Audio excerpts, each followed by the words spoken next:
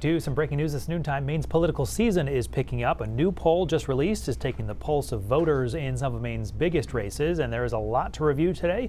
Our political reporter Phil Hirschkorn joining us live in the newsroom to break down what we know at this point. Hi, Phil.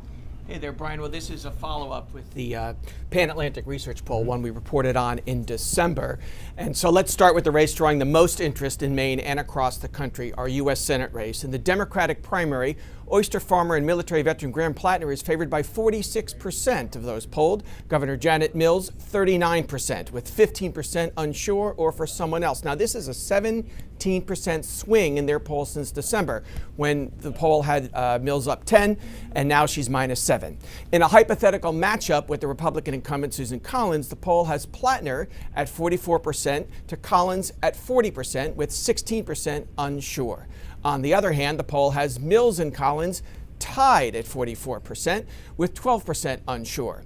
Now, turning to our other competitive primary for federal office in the 2nd Congressional District, Democratic primary, undecided is in first place at 39%, followed by State Senator Joe Baldacci at 36%, State Auditor and former Secretary of State Matt Dunlap at 14%, and former congressional staffer Jordan Wood at 12%.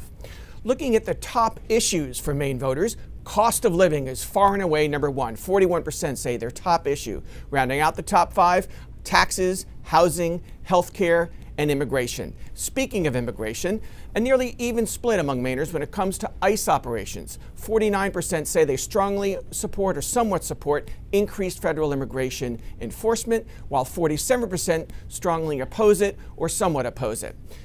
And Brian, the poll also asked Mainers about the governor's race, long list of candidates in both primaries. We're going to save that for later this afternoon. But I would point out, when we talk about cost of living, 47% say their finances are worse off than a year ago. So clearly the affordability issue is on everyone's mind. Still a big issue. A lot of numbers, obviously, to break through today. Phil, we'll see you again this afternoon. Yes, thanks so much.